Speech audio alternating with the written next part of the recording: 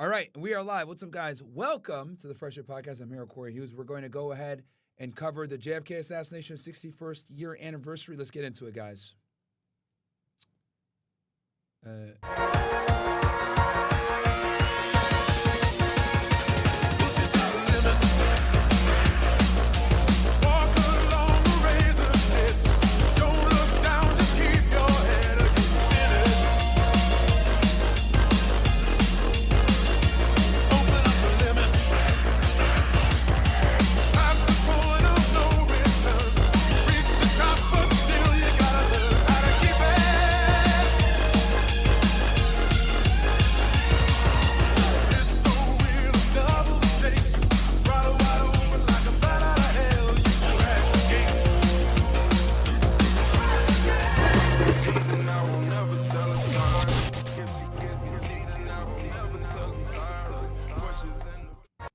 All right, we're back. What's up, guys? Welcome to the Fresh Air Podcast, man. We are live. Welcome. Today we got a very important episode, as you guys know. Today is the November 22nd, today is November 22nd, 2024, but we are going to be covering an event that went down November 22nd, 1963, 61st year anniversary. I'm here with Cory Hughes, the author of A Warning from History. This is a great book, man. Covers the JFK assassination in detail. We covered this a couple months back, but don't worry. We're going to go ahead and give you guys a full recap and go ahead and go into some new information that Cory's recently stumbled upon. And obviously, I think this is the biggest cover-up in American history, so I'm excited to be able to do this podcast, and to do it on such a day is a blessing. So, Cory, welcome to the show, man. Can you introduce yourself to the people? Yeah, thank you for having me on. My name is Cory Hughes, and I've been a full-time Kennedy investigator since July of 2018. I really started with history in about 2015. I spent several years on World War II and a lot of the misconceptions that surround World War II. And that, if you do it correctly, will inevitably lead you to the doorstep of Kennedy and the Kennedy assassination. And so once I got to Kennedy, really, it became a passion, the thing I'm most passionate about in my entire life. I can't seem to get enough. And the research that I'm going to share later on today, that I've been working on the past couple months, is really the extension of the work of another researcher named John Armstrong. And so it's really fascinating looking at the life of Lee Harvey Oswald and his time in the Marines and all the things that led up to the Kennedy assassination. One thing I have to emphasize is that the story of Lee Harvey Oswald and the story of the Kennedy assassination are two genuinely, completely separate stories that just so happen to intersect in Dallas in the book depository on November 22nd, 1963. So it is certainly the most important event in American history and possibly world history, depending on how you look at it. Yeah. And it's something that, people have tried to forget about, but, I think it's very important people understand this because if you understand the Kennedy assassination, you understand a lot of things about American culture, you understand who really runs this country. And there's many hands that were involved, right? There's many hands in the cookie jar that led to his assassination. But I think, we went through it on the last episode. It was a 4-hour-long podcast, guys. We went over it. Timestamps were there. You can absolutely go ahead and go back and watch that. But obviously today we're going to go ahead and reveal some of the new information. But we understand that a lot of you guys might have not saw the first episode. So what we're going to do is we're going to kind of recap. And what we can do is kind of recap with the official story and then get into what we talked about last time, who the shooters were. Yes, there's more than one shooter, guys. A lot of you guys think, oh, yeah, it was just Oswald by himself acting alone. That's the official narrative that they tell you. But once Cory breaks it down, you'll see that it was impossible for that to happen. And it was far more nefarious than the American government wants to let on. I mean, there's a reason why they've been talking about declassifying the JFK documents, and Trump hasn't done it. He in his last term, he said that he was going to do it. He didn't do it. He famously said, if you saw what I saw, you wouldn't declassify it either. And a lot of the stuff that he's scared to reveal to you guys, Cory's going to talk about. So, Cory, if you don't mind kind of just taking us through the official narrative real quick for those that might be unaware.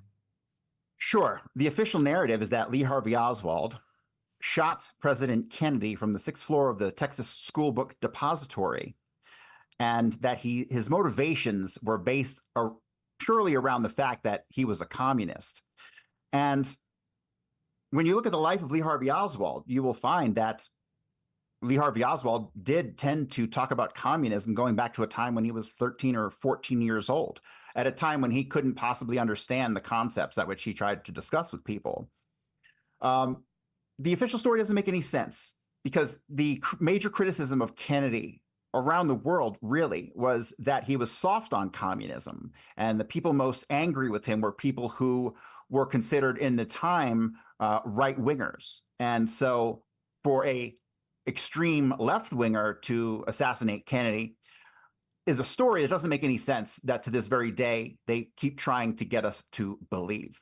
And one thing that you will find out is that the assassination is far more nuanced than what I consider to be the official conspiracy theory, which is that the CIA killed Kennedy because they wanted to continue the war in Vietnam, and Kennedy was going to end the war in Vietnam. That's the official conspiracy theory, which I promise was disseminated by the CIA, right? So blaming themselves for something for the wrong reason is not outside the depths of their psychological warfare. And one thing that you really need to understand in order to understand Kennedy is what psychological warfare is. Because the stories of Kennedy we've been told over the years about Lee Harvey Oswald being a communist and that's why he killed Kennedy, that is propaganda, and propaganda comprises a psychological warfare campaign against us.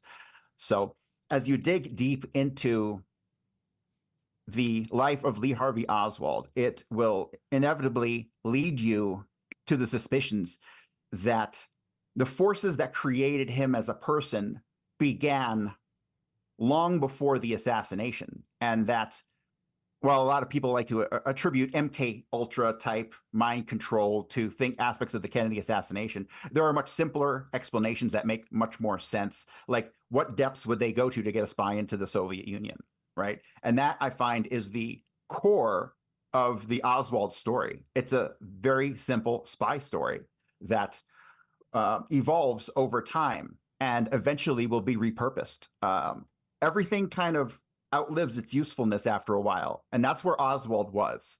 After he had gone to the Soviet Union as ultimately a false defector, most likely under one of two programs, either Red Skin or AE Balcony, which were the primary programs that were operating at the time. Real quick, Cory. Guys, give me ones in the chat if the audio is good. I see in the chat some of you guys are saying the audio is a little bit low. I just turned my audio up. It should be good now. Cory, his audio matters the most. So just make sure you guys give me ones if Cory's audio is good. Mine should be good too, but give me one if both of them are good. Because I really want to make sure that you guys understand what's going on here. Go ahead, chat. Go ahead. FNF chat, Fed Reacts chat. Give me ones if the audio is good. I turned my mic up, so it should be better now. Okay. All right. I see a bunch of ones. All right. Sweet. Okay. So continue on, Cory. I'm sorry. All right. So when you move past the story of Oswald and you dissect the lies we've been told about Oswald, and even when you peel back the layers of the onion surrounding his ultimate role as an agitator in New Orleans, his going out and distributing flyers on the streets that said "Fair Play for Cuba Committee," these are the acts of an agitator. Professing communism is the act of an agitator. But I can't really find a reason for his agitation prior to their starting the planning of the Kennedy assassination. And so everything about Oswald just screams as though he had outlived his usefulness, and therefore he made the perfect patsy. I feel they felt like they could tie up a lot of loose ends all at once for multiple projects, because as we'll see later on, Oswald was most certainly involved in intelligence activities long before he even joined the Marines. Mm-hmm. So the fingerprints of intelligence in Oswald's life stretch all the way back to 1947, believe it or not, long before there was even a Kennedy or anything like that for them to plan around. And everything ultimately, like I said before, boils down to what will the CIA do to get a spy in the Soviet Union at the height of the Cold War, right? And on screen right now, I actually have a picture of Oswald so they understand, because this is the person that everyone says was the person that killed Kennedy. He acted alone. This is what the Warren Commission ended up finding out. This is what they assumed. And, from what you're saying, because I think Oswald had went on a game show and identified himself as a Marxist-Leninist, if I'm not mistaken, right? Yeah, he was interviewed on WDSU television shortly after his arrest on August the 9th of 1963. So he's handing out flyers on the street corner in New Orleans that say Fair Play for Cuba Committee. However, allegedly, several days prior to that, he had met with a Cuban exile named Carlos Brunier. And allegedly, he goes to Carlos Brunier and tries to offer him his services on how to train Marines, because he was a Marine. He wanted to train troops to do invasions of Cuba and stuff like that. I don't believe Oswald ever actually did that. That was obviously somebody else creating this incident. When the cops arrested Oswald after this fight with Brunier, even the cops said he felt the whole thing was staged. Nothing about it seemed authentic. So they were setting Oswald up basically and doing everything they could to get him on television, to get him known by the local police. By the time the Kennedy assassination rolled around, they wanted to make sure that everybody in New Orleans knew who this guy was. And then see what I see as part of the psychological operation that was happening at the same time, because impersonating someone is an act of psychological warfare. It's an act of tradecraft. In setting Oswald up in this manner, they needed everyone. He had to have a reputation already, right? And the reputation would then be borne out by all kinds of witnesses, and then more witnesses would come out of the woodwork, and that's exactly what happened. The FBI was overwhelmed with witnesses, and they ultimately ended up discarding a vast majority of the statements that came to them. And who knows what they even discarded, right? Because right now we have 5 million pages of documents, and I feel like that is probably only a fraction of all the stuff that came forward. Now, in as far as the documents that they're withholding, I believe that all the documents they're withholding really revolve around Oswald, but we've been distracted to think that there's some hidden gem connecting to the CIA that will give us all these answers. The personnel files in the CIA are really what I'm interested in. I'm interested in personnel files on Ted Shackley, George Joannidis, David Morales, all three guys in Dealey Plaza. They were all members of the JM Wave station out of Miami. So the CIA is not allowed to operate in America, but they do. And in 1963, the largest CIA station in America, which wasn't supposed to be here, was in Miami. It was called the JM Wave station. And it handled somewhere around 30,000 agents. So a lot of the stuff that they're hiding, I think, will revolve around the CIA's illegal activities in America and other covert operations that don't necessarily have to do with Kennedy. And I feel like if they release the few Kennedy documents that are remaining, particularly on David Morales and the personnel files, that will be like opening up Pandora's box, and then they'll have to explain a lot of things that they don't want to have to explain. And so that's what I think the real secret is. Not even that it has to do with the Kennedy assassination, but all those documents will lead to other things that will basically sink the CIA in most people's minds if it hasn't been already. Yeah, and I think a lot of that stuff is uncovered already in Doug Valentine's books. If you're not familiar with Doug Valentine, his books on the CIA he's the world expert on the CIA. A lot of that stuff is probably in his books already. So I went ahead. I pulled up JM Wave for them here, and it actually, even in Wikipedia, says it was the code name for the major secret United States covert operations intelligence gathering station operated by the CIA from 1961 until 1968.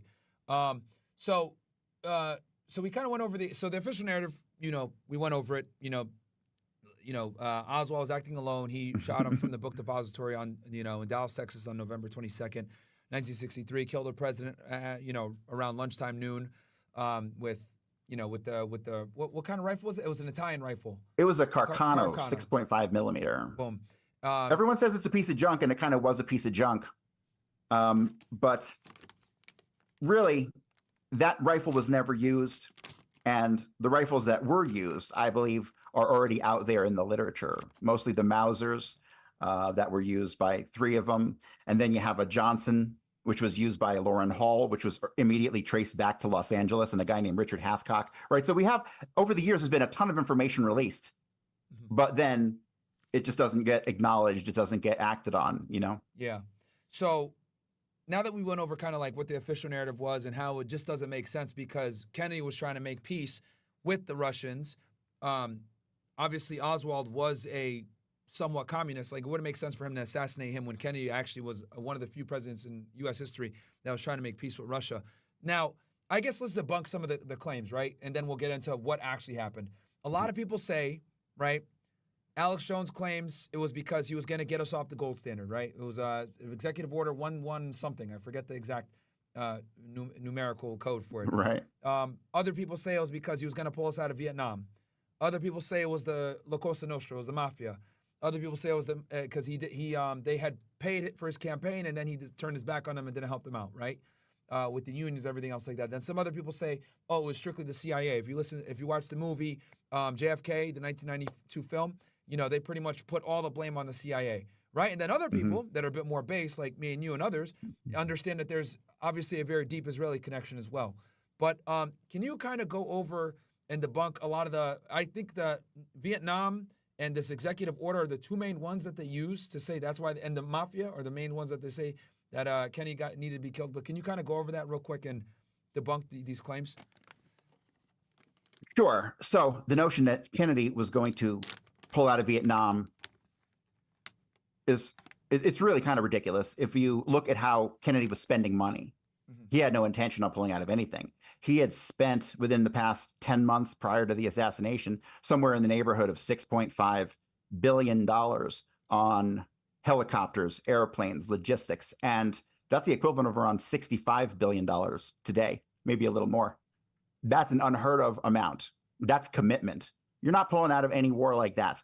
The memo in regards to reallocation of troops. Now, recently in studying what's known as the ZR Rifle Files, which is the government, it's really a cover in the modern day, the cover of their assassination programs, the executive action programs. But when you dig through the files on that, you'll find one paragraph that basically the CIA acknowledges that Kennedy was attempting to put pressure on DM. For what purpose? I couldn't tell you. To do what the CIA wanted, right? And so I guess he didn't do what they wanted. And you said on DM? On who DM is? DM was the president of South Vietnam. Oh, okay. Okay. So ultimately him not doing what the CIA wanted resulted in DM being killed, right? And so they attempted to link that to the ZR Rifle program, which ZR Rifle was a recruitment program.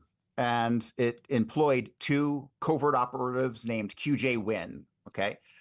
Most people haven't figured out that QJ Win wasn't a single operative. He was two operatives, and that those operatives were Otto Skorzeny, who was Hitler's bodyguard and elite SS member who basically Hitler loved and thought he was the best soldier in the German army. And then you have Jean-Pierre Lafitte, who was the other QJ Win. One operated out of Madrid, and the other one was heavily operating out of the Corsican region in France.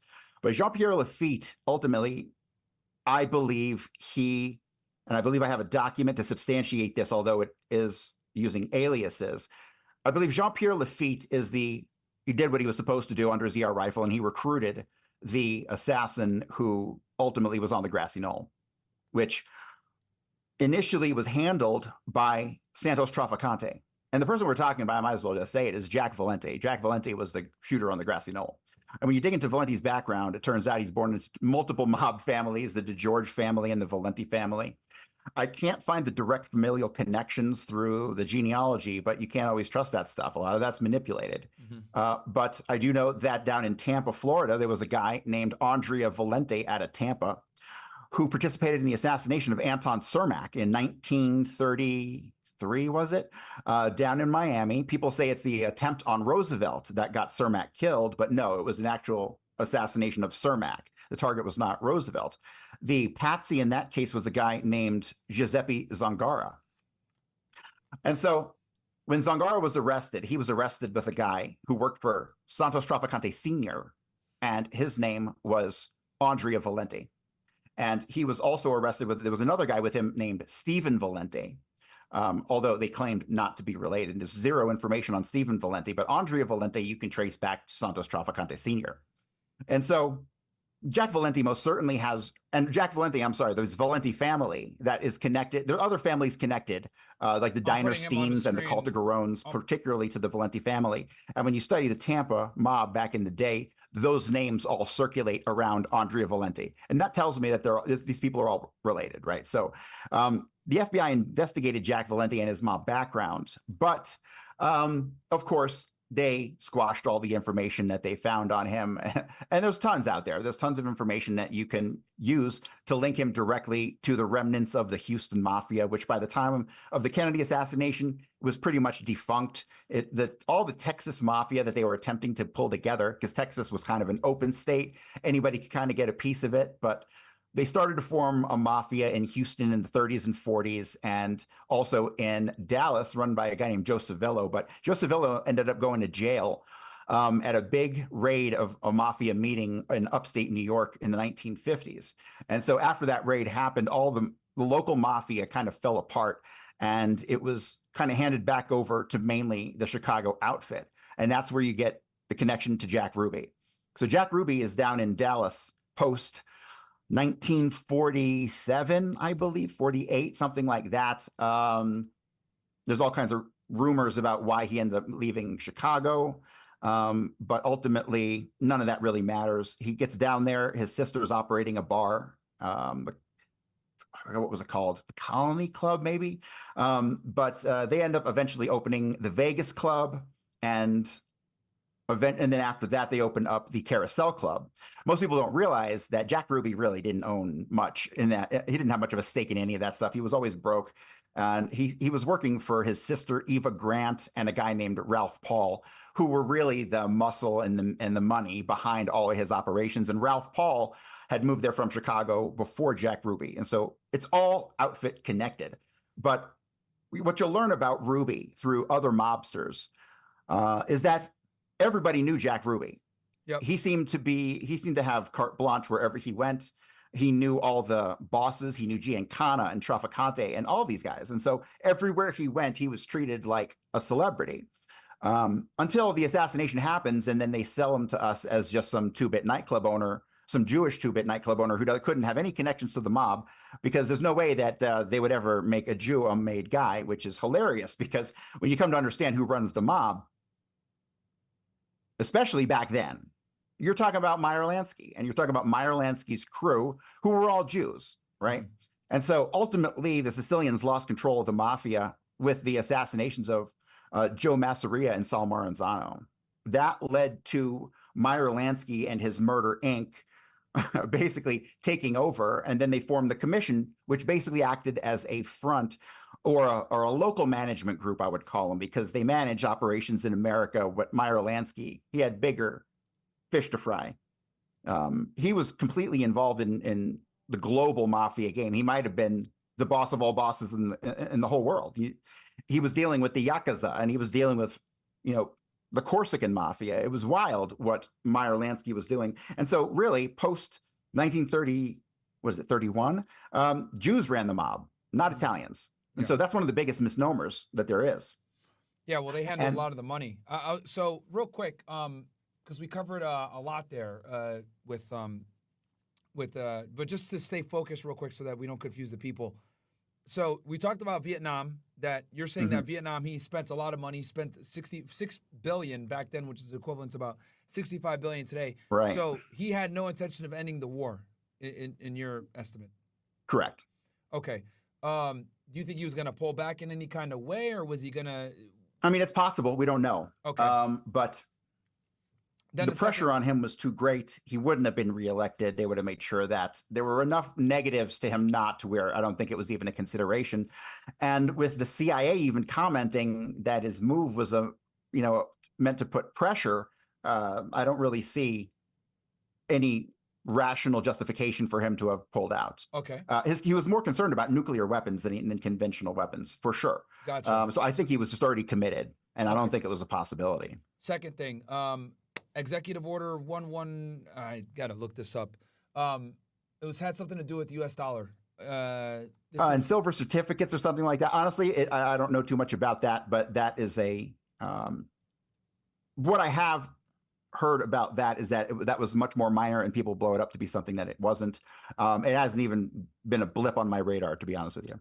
Okay, so not even close. What are the other reasons people said that they? So here's the he biggest betrayed the reason, and mob. ultimately They claimed that he betrayed the mob. Was that true? he did betray the mob, and they Okay. were pissed. And you have to think everybody involved, they don't have to have a united reason. Okay. They can have their own reasons. The Israelis had their reason. The CIA had their reasons. Everybody had their own reason. And one thing you have to really come to understand is that in 1963, everybody was a conservative Okay. by today's standards. Okay. Everybody. So how would conservatives feel if they felt the president was betraying them to a communist country, right? They wouldn't be too happy about it. And that seemingly was the vast majority of people back then. So him trying to make peace would be seen as being with Russia was obviously post-Cold War. Right. They consider that. Okay. Right. It was the for some reason, at least at the government level, they wanted to perpetuate the Cold War because it was good for America. They thought in their mind. Isolation of them was the goal. But see, and I don't talk about or usually study or have anything to do with the modern era, but you can see how once the Soviet Union fell apart, like really all of the propaganda that we were saturated with about the Soviet Union and all the negativity towards the Soviet, it seemed to be for naught. It seemed to be for nothing, right? So. All right. So, okay. So I guess the two things that we're talking about as far as there being myths are ending the Vietnam War. We know they actually spent quite a bit more money to keep it going because they couldn't pull out at that point. They were committed. And then the second thing was this executive order, which isn't even really a thing. It didn't even come up on your radar. And then the mafia, he did betray them, you're saying, because what people allege is he took funding from them to get into office, and then once he got into office, he completely turned his back on them. Is that correct? Or so not only that, Kennedy stole that election. Kennedy stole that election hands down, and he used the Chicago mob to do it. Joe Kennedy cut a deal with the Chicago mob, Giancana in particular, and they stole 3 ballot boxes, and that tipped Chicago in Kennedy's favor, and that's all it took. And so they felt betrayed because they put him there. Literally, the mob put him in office. He would have lost that election. There's a book written on it called, it has the number of the ballot box on it. I forget what the book is called, but it's out there and people can buy it and read it and they can see exactly what happened. Wow. And so did he pay them to do that? Like, what was their incentive? I don't know what the arrangement was. Maybe it was Joe Kennedy offering them that we're not going to come after you. We'll leave you alone, that kind of thing. And then okay, so that's what from what I understand, Bobby Kennedy finds out about this and he's beyond pissed. And so that's what turned him on the mob, so he could show that he wasn't on the take. You know what I mean? He was angry that this happened in the first place. And so that's why he went after the mob. So it was kind of like this weird paradoxical set of circumstances that led to the persecution of the mafia under Kennedy in the first place. But yeah, ultimately they felt betrayed because of the circumstances at play. So basically, he was going to come into office and kind of take the attention off the mafia so they can continue to operate in secrecy. Because, I mean, prior to his RFK going after them, no one really knew. It was a shadowy organization. No one knew what the fuck was going on. So so basically, Kenny gets into office. He tells them, we're not going to come after you. And then his brother, Attorney General, does go after them. That's what pissed him off?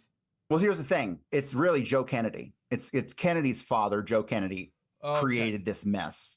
And he was the one that made the promises to the mob. Exactly. And he made a lot of promises to a lot of people. Gotcha. Right? Okay. So he had a lot of people. John Kennedy got in office, and then I have a feeling Joe Kennedy made all these promises. Then Kennedy gets in office, and then Joe Kennedy is like, well, hey, we got to deal with this. And then John Kennedy was like, I don't think so. Right. He's not going to be kissing people's ass because his father made promises. And that, I think, was where the breakdown happened. Okay. So JFK's father made the promises to the mob. Hey, we'll protect you guys, blah, blah. Son finds out. RFK, senior, not RFK now, guys, junior. Right. He finds out, goes at them because he's the attorney general, brings them in for depositions. I remember he made them all testify and stuff like that. Right. Right. And next thing you know, this Omerta, our thing, it becomes a national thing. And everyone knows about the mafia now. So they obviously were pissed off about that. And you think that, okay, so it is true that he betrayed the mob, or, well, at least his father did. Why did they kill his dad then instead of him? That's a good question. The first thing that comes to mind is it sends a powerful message. Yeah, killing a sitting president is right. I'm sure it was discussed to take out Robert Kennedy, and it's alleged. Here's the thing. Here's the problem with things that are alleged. A lot of times that things are in the public consciousness are not necessarily true, but it is alleged that Trafficante had made the comment that on his deathbed that we killed the wrong son, meaning we should have killed Bobby instead of John Kennedy. But who knows if that was actually said? But that's what's out there. That makes a lot of sense. Gotcha. To me, at least. But okay. Go ahead. Okay, so now we know the mafia obviously has an incentive because he kind of blew the lid on who they were, and I didn't know that Kenny was actually supposed to lose that election. He didn't get enough votes. I didn't know that. And then after that, the next one, obviously, I'm trying to think if there's any other myths before we move on to like what actually went down that day. Most of the myths I find, besides Oswald did it and everything surrounding him, most of the myths that I find that are promoted through the Kennedy conspiracy world. You know, they talk about mysterious shooters on the Grassy Knoll who are provably not there. They talk about Malcolm Wallace on the 6th floor of the depository. They talk about fingerprints that were left behind. I mean, the number of myths surrounding the conspiracy world I find far outweigh the myths that surround the official story. The official story is just a bunch of lies and propaganda. Yeah. So let's do this. Nothing we've been told about the official story is true at all. Yeah. No, it's all, I mean, yeah, with the whole bullet trajectory, the magic bullet theory, it's all crap and bullshit. Now, real quick, and I know you have a whole PowerPoint on this. Can we go over who the shooters actually were? So all you guys in here, please pay attention. We're going to go through who the shooters actually were. And if we can like kind of do it, what I'll do is I don't know if you want to pull up your PowerPoint or I can pull up the ones. I know we mentioned one of them, which is Jack Valenti. When you were right, talking, we can talk about a couple people, but when we get to the Knoll, I'll pull up my PowerPoint. Okay, sure. So we got a couple minutes before we can talk about the background. So it's very important to understand that the execution of the assassination and how it actually went down is directly connected to the setup of Oswald, right? Because I, to this day, am the only Kennedy researcher who does not believe for a split second that Lee Harvey Oswald was even at the book depository on November 22nd. I haven't seen a single shred of evidence that can't be explained away. Everything from how he got there to what he did when he was there to how he fled the depository to where he went. None of it makes any sense, and it all falls apart when you dig into the minutia of each thing. Like, it's alleged that Buell Frazier, who was a co-worker of Oswald, gave him a ride that morning to the book depository. And when he parked in back of the book depository, Oswald got out and he walked into the building and he carried a package under his arm that has gone on to be the rifle that allegedly was used. And that's how he snuck it into the building. That has become history. That has become etched in the history books that happened. But when you dig into that story, Buell Frazier will tell you that Oswald was wearing a gray, more or less flannel wool jacket when he showed up that morning to get a ride to work. Well, that doesn't make any sense at all, because we know that after work, Oswald is alleged to have to go home to get his jacket. And at the same time, he picked up his revolver and then he went and murdered J.D. Tippit, the cop, right? So it doesn't make any sense. The things that Buell Frazier said don't make any sense in regards to the person he gave a ride to that day, if he gave a ride to anybody at all. Then you have the activities within the building. And well, if you can replace Oswald with somebody else, and not have Oswald walking around, but say it's Oswald, the people he's working with don't know any different, right? And so this is where it begins to lose people, to think that the CIA does not use body doubles and things like that in order to create and to fabricate circumstances. And you have to realize the book depository itself is a den of espionage. It is a CIA front, basically. Do you think that in America, the CIA, who controls the narrative, is going to allow textbooks to be printed that would tell anything other than the story the CIA wants to tell you about our history? Absolutely not. The entire textbook industry in America is clearly run by the CIA because nothing else makes logical sense. And when you look at the other businesses inside the building, the Southeastern Publishing Company, the Macmillan Company, Scott Forsman, all of these companies, you can find when you study these companies, they are CIA contractors, every last one of them.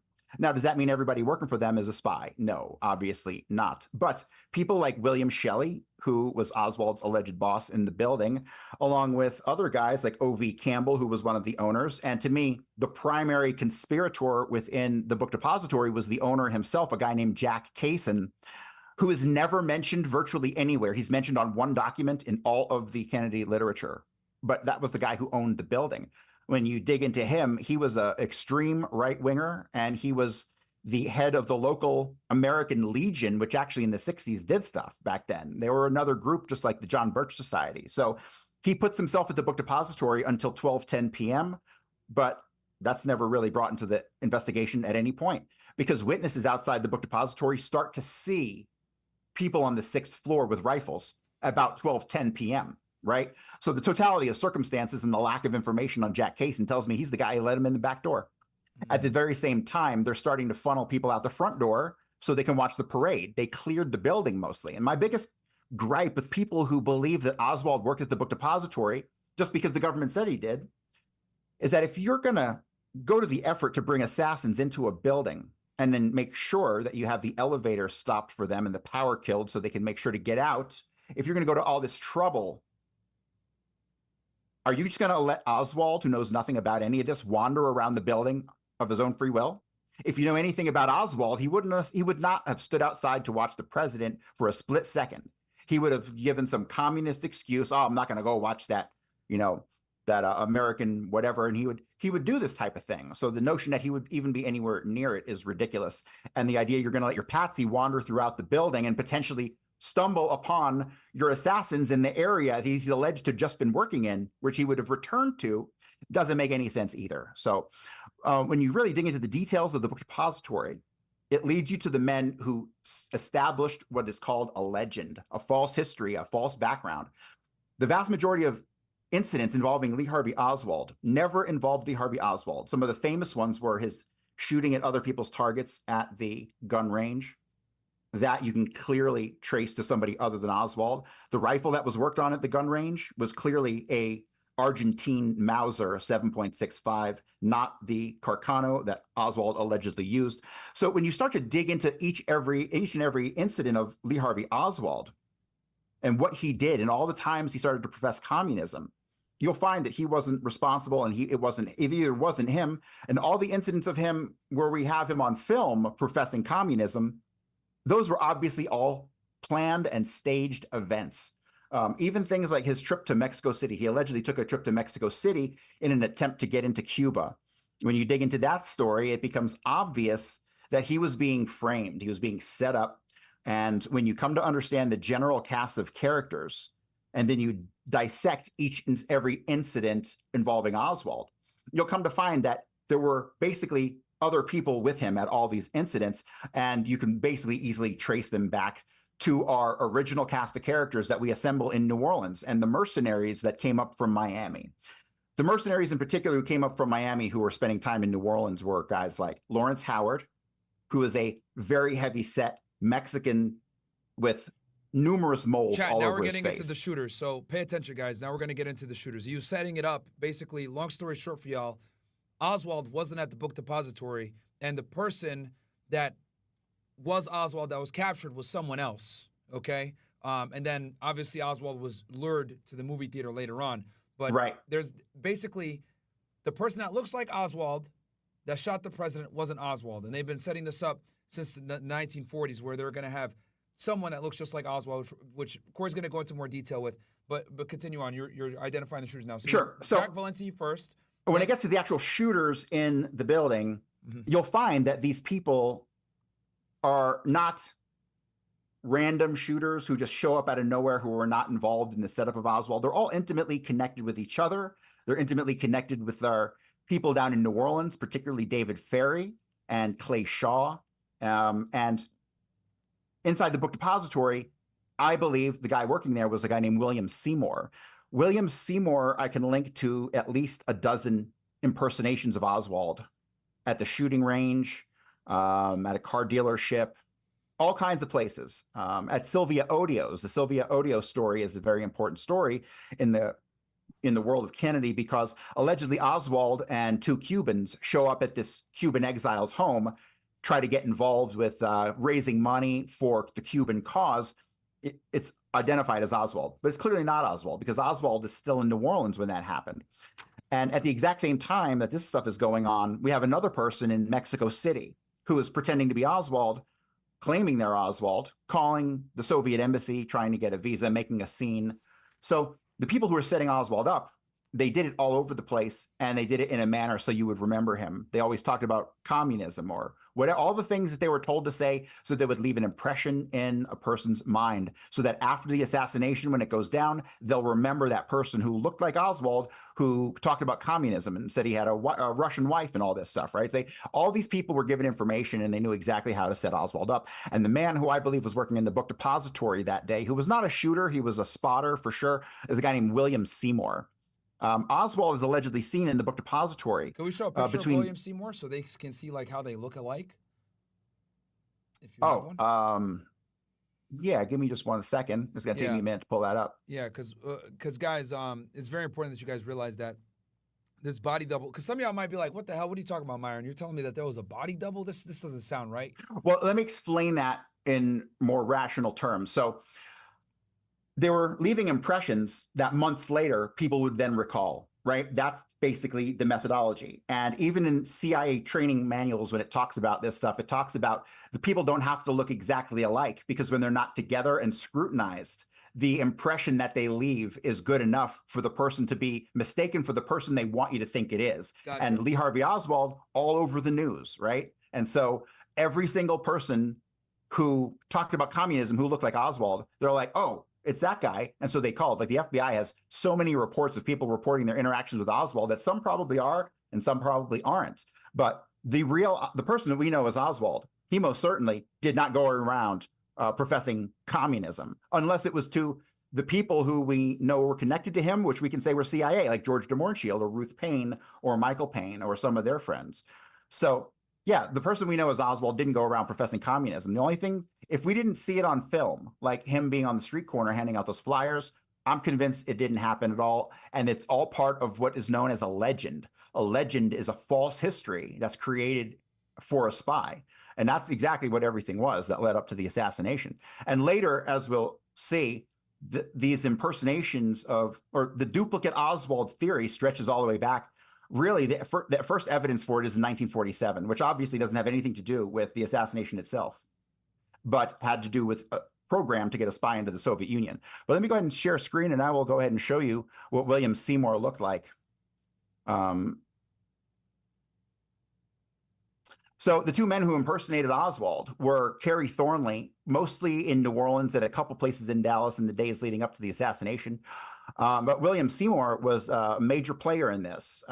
Remember, he didn't have to be identical. All he had to do was be close enough to when not scrutinized could pass. And that's exactly how this operation worked. The thing that gave Seymour away is he was actually a couple inches shorter than Oswald. Oswald that you're seeing now is 5'9" exactly. William Seymour was closer to like 5'7". So in a lot of the descriptions, that became very obvious that it was him, as opposed to Kerry Thornley, who was about 5'10", right? Who's taller than Oswald.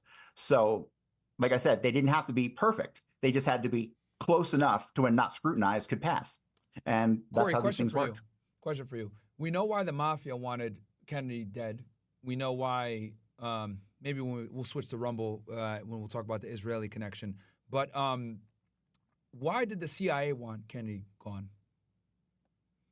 Because these guys are obviously CIA operatives, Thornley and Seymour. So why did they want Kennedy dead? Well, those guys in particular just follow orders. Yeah, that's what you do at that level. At the higher level, really, I think that they kind of felt betrayed for numerous reasons. I think the Bay of Pigs showed a side of Kennedy, like, because they were trying to, the Bay of Pigs was crucial because they kind of tricked Kennedy, right? They didn't really tell him everything, and they thought that they could count on him, and they couldn't at the end of the day, and he ends up pulling the operation like midway ultimately, and that pissed a lot of people off. But honestly, the more I study the Bay of Pigs, it's ridiculous that it could ever have succeeded in the first place, knowing what I know about it. And so I kind of feel like Allen Dulles played a major role in the Bay of Pigs, and that it was launched intentionally to fail, to expose Kennedy, to give them a reason to try to oust him, right? I think it was part of a larger plot to oust Kennedy from the White House. And why would they want to oust him from the White House? Because he was soft on communism and all the stereotypical stuff that you would think the right-wingers would think. He hadn't done anything to betray America at that point. Who knows what was in their heads and what they understood at that time. Perhaps they just they didn't like the path that they saw him putting forth for America, and saw it eventually leading to a world that is communistic in nature and totalitarian. But it's ironic because Allen Dulles was a diehard, he was a fascist ultimately. I mean, he definitely supported the fascists in Italy, and he was all about Israel. And he in particular wanted to see America, as David Ferrie would put it, turned into one big barbed wire prison, right?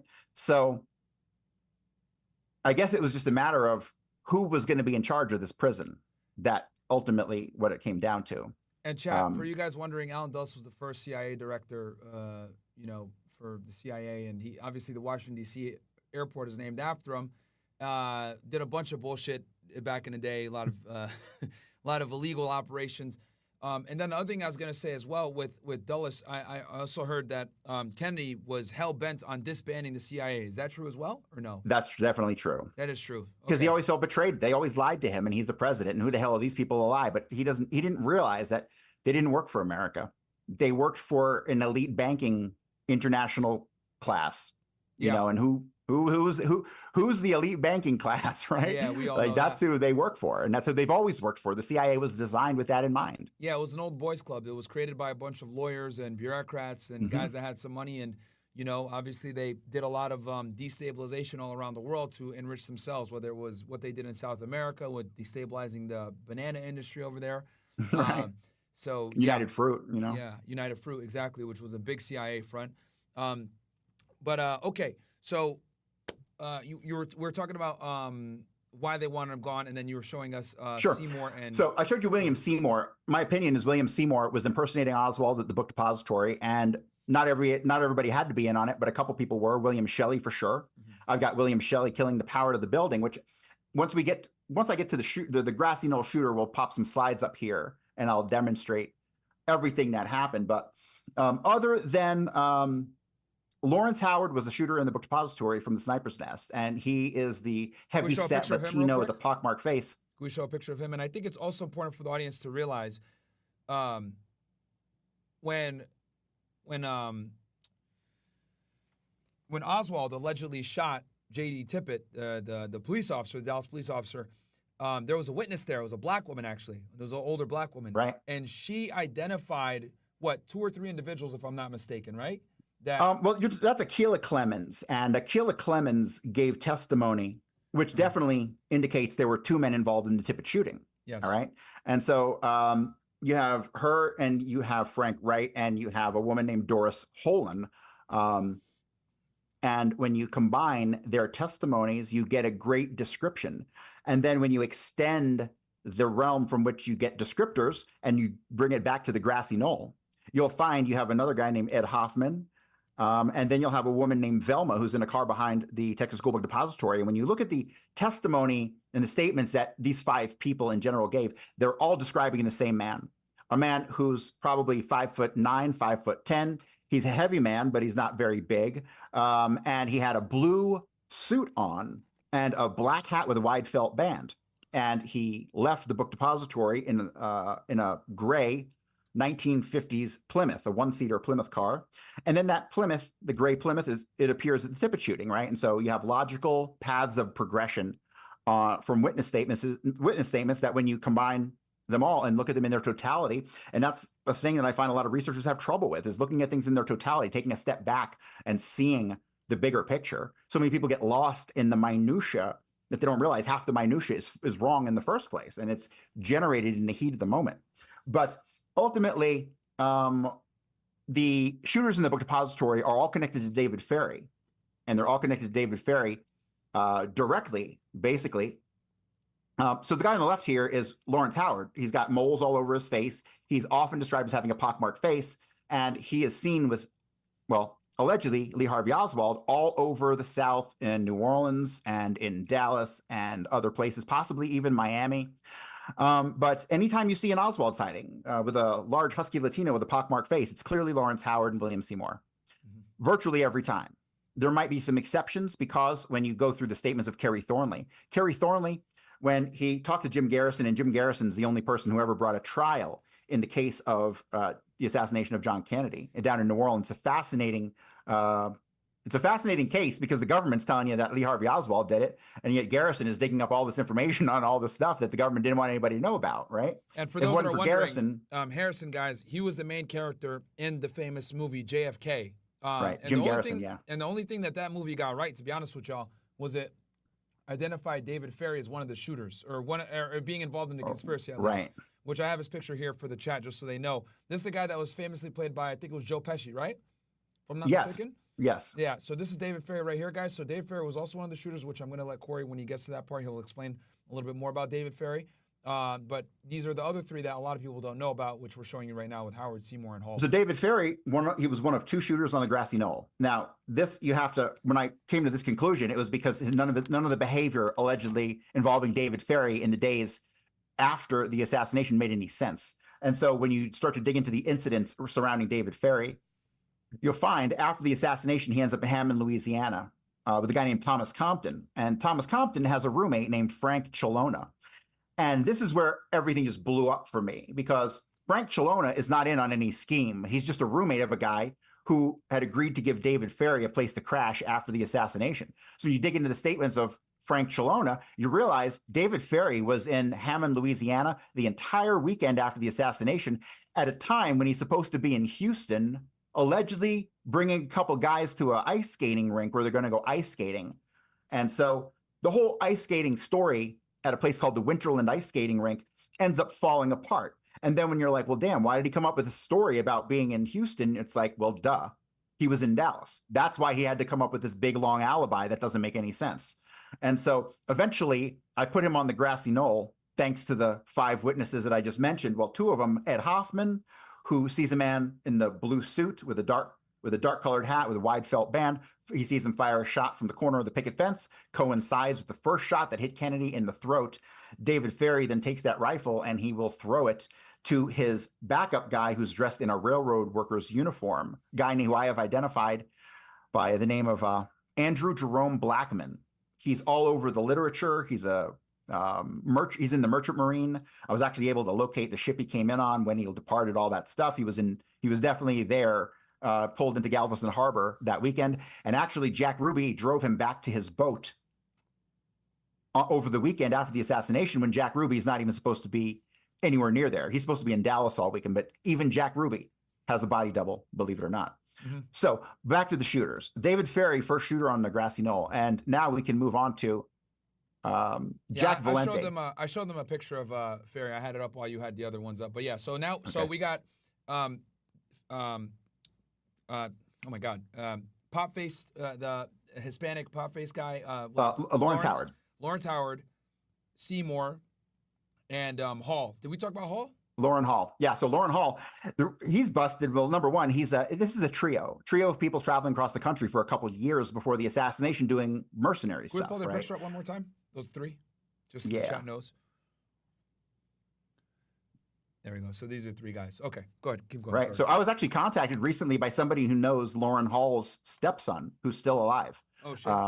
Yeah, and they haven't returned an email of mine, but hopefully I'll get to talk to him one day.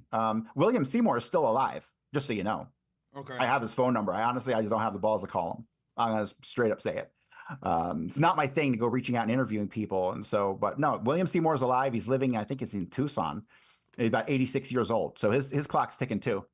But yeah, these are the 3 guys who traveled across the country together, back and forth between Los Angeles and Miami. There's a lot of sightings of Oswald the summer of '63 down in Miami, which don't make any sense to me. I believe they were William Seymour impersonating him down there. And William Seymour actually and Loran Hall will get arrested in Dallas in October, about a month before the assassination. They're arrested with a truck full of weapons. They didn't go to jail for the weapons. They went into jail because they got busted with a bottle of speed pills. And so, but that entire case ended up being, they were booked, photographed, and everything. It ended up getting deleted from the Dallas police records. There's no record of it anywhere. There's just the testimony how'd you of them find him? who said they were arrested. Oh. So that's kind of crazy too. But yeah, that's Loran Hall on the right. Loran Hall is really actually, besides his associations with these guys, he's busted because he had a rifle that he had picked up from a guy in Los Angeles, a guy named Richard Hathcock, who ran a little private detective agency. And he was holding on to this rifle, which was a Johnson 30-06 rifle. And for some reason, we don't know why, they didn't say they found it, but it's obvious that they did. The FBI, within 24 hours of the assassination, had the rifle, the entire backstory to the rifle, had sent FBI agents who had already talked to Richard Hathcock, and he said straight up that Loran Hall picked up the rifle and told him he was on his way to Dallas. So doesn't really take much rocket science to figure that one out. Hall was most certainly a shooter on the 6th floor opposite of Lawrence Howard. And so that rifle got left somewhere. The rumor is it was found by the lawn crew the next day and turned in, but that doesn't leave enough time to get your people in place, you know, to have the person who had the rifle interviewed within 24 hours. My suspicion is that it was left in the book depository and they found it, because when you look at how many rifles got found in Dealey Plaza that day, we're talking like five rifles at least that are known to have been found, that they deny were found, 3 Mausers, the Carcano, and the Johnson, and possibly one more, which would be seen in Willis photo number 10, because there's another man arrested in Dealey Plaza, which offsets the entire timeline of the assassination, but he's arrested wearing all black and they took a rifle off of him. And the only way we know about that is because of the Willis 10 photo, plus a few random statements from witnesses. Okay. But that brings us to the Grassy Knoll, if you want to get onto that. Yeah, no, we definitely will. And these individuals, just so the chat knows, were all, I guess, contractors for the CIA, these 3. Right, but the CIA is slick, right? So what they do is they have what's called plausible deniability. Mm-hmm. And so from what I can tell, this was organized down mostly in New Orleans. I mean, the connection between all these guys definitely kind of converges with Clay Shaw and David Ferrie, but they, of course, had people above them. There's inklings of a guy named Roswell Thompson, who was a partner of Carlos Marcello. Because remember, the mob is working with the CIA constantly for the drug importation. Mm-hmm. And so you have the CIA working with Marcello. So, I mean, there's record of a meeting with some of Marcello's associates and one of Marcello's brothers, with Roswell Thompson and David Ferrie and Clay Shaw and a couple other people, a guy named Thomas Beckham. And so you definitely have oversight going on, but ultimately, I found that they really left a lot to people like Kerry Thornley, because when I started to discover things that Kerry Thornley had done, like the flyers for the Fair Play for Cuba Committee. So let me just preface, Kerry Thornley was in the Marines with Oswald for a brief time. All right. That's where he knows Oswald, but I'm pretty confident because of my recent research that Kerry Thornley was paired with Oswald way back when these guys were all still in the Marines, and it had nothing to do with Kennedy. It had to do with getting the spy into the Soviet Union. But Kerry Thornley, he tells the Warren Commission and the FBI and everybody in the world that he was in the Marine Reserves from 56 to 58, didn't really do anything. He was in high school at the time. And then he gets in the Marine Reserves, or gets in the actual Marines, and he just goes to basic boot camp, and then he meets Oswald, and he just kind of downplays his entire experience in the Marines. Well, just this past week, I was able to acquire his military records. And oh, shit. For Thornley? Jesus, what's that? For Kerry Thornley, yeah. For Kerry Thornley, okay. And so Kerry Thornley actually got into the actual Marines in 56, not the reserves, and he had nothing but training for 2 years. Then, once Oswald is sent, he goes to Atsugi, and then he comes back to America. Once he comes back to America, they send Kerry Thornley to Atsugi. And once Kerry Thornley is in Atsugi, he starts to investigate Oswald and Oswald's crew. We know this because of the statement written by a guy named Ronald Schwinghammer. And Ronald Schwinghammer basically says that he was approached by a guy named Rick Thornley. So you have Kerry Thornley in Atsugi in the Marines using an alias. And that he was taking pictures of where Oswald had worked, and he was asking all these questions about Oswald. Doesn't make any sense. He will provide a cover that he was writing a book about Oswald, and he did. He ends up writing a book which was finished in 1962 called The Idle Warriors, which is a book about Oswald and the defection to the Soviet Union. It was really more about what a Marines do in downtime, right? When you're trained to kill, but you're just sitting around doing nothing. That was what he said the book was about. But really, he ended up shaping it around Oswald, which is kind of ironic because as you get closer to the assassination and both of these guys are out of the Marines, they connect in New Orleans. And then the setup of Oswald begins, and Kerry Thornley was the driving factor behind the setup of Oswald down there. I'm completely convinced of that. And he had a lot of freedom. The aliases, Heidel, Osborne, there's another couple actually of the aliases that Oswald allegedly used that were all Marine buddies. But since Oswald wasn't setting himself up, Kerry Thornley was the only other person who was actually in Oswald's group who knew the exact same people Oswald did. So all the aliases you can trace right back to Kerry Thornley, right? But nobody ever talks about this when they talk about the Kennedy assassination. And so Kerry Thornley will eventually be the Oswald lookalike who shoots J.D. Tippit. And this becomes obvious when you, and I keep harping on this, it's about the relationships at play here. You got to understand who is spending their time with who is working with who, right? And once you understand the cast of characters down in New Orleans, the people in Dealey Plaza, particularly in the book Depository and at the Daltex, all falls into place, right? The outside forces that were involved, besides New Orleans, you have the other mob bosses appeared to have to have sent somebody. I think it's kind of one of their things. You know, if we're going to send somebody, you got to send somebody. So they ended up sending people from the Cleveland mob, the tramps, the three tramps that are arrested. Those are guys from the Cleveland mob. Danny Green, the tall tramp. Danny Green, the head of the Longshoremen Union at the time, but he was a mobster. He got put there by the mob. So you've got that. You've got the Chicago outfit sends Dave Yaris. They send Lenny Patrick. They send Robert Bernard Baker. Robert Bernard Baker, if you're familiar with Kennedy at all, there's a fat guy who was on top of the overpass at the time of the shooting. You can see him from a distance in the photographs. That's Robert Bernard Baker, 350-pound guy, worked for Jimmy Hoffa, really as an extension of the Chicago outfit. He's up on the overpass, and I've got Dave Yaris as one of the shooters who misses, and the shot ends up in the grass, in the grassy area across from the Grassy Knoll, and then it's later dug out of there by somebody, and the bullet mysteriously disappears. That's all captured in photographs. So the last but not least, you have Jack Valenti on the Grassy Knoll, who Jack Valenti, like I said, born into two mob families. He ends up going off into the war, but he's a bomber pilot allegedly, but I can't really track his movements after he gets out of bombing school. There's no way he spent that much time, in bombing missions. He allegedly flew 50 bombing missions, but if you're going to be an assassin this good, who's talked about by Otto Skorzeny identified the Knoll shooter as having used the aliases of Max and Zed. And so then I find documents in the ZR rifle files where Max actually is referred to Frank Sturgis by Santos Trafficante, which totally fit my separate research that Valenti was loyal to the Trafficantes because of the familial connection to Tampa, which is kind of how the mob works, right? So everything started to fall into place around Valenti for me. There's a couple aliases, Rosani and Rosanoff. That, damn it, if I could identify Rosani and Rosanoff as Jack Valenti and Jean-Pierre Lafitte, that will be the icing on the cake of everything. Unfortunately, I don't think I'll ever be able to do that. But Jack Valenti, nonetheless, he goes on to run the Motion Picture Association of America. He was the guy behind the movie rating system. Yep. The movie ratings, actually, when you really dig into it, it was a form of censorship. Yeah. Jack Valenti also sat on the board of the Recording Industry Association of America, the RIAA, which was music, right? He sat on that with a guy named Charles Bronfman. So what does that mean? It means Jack Valenti was the head of the censorship industrial complex before we had what we consider today. They talk about the censorship industrial complex, right?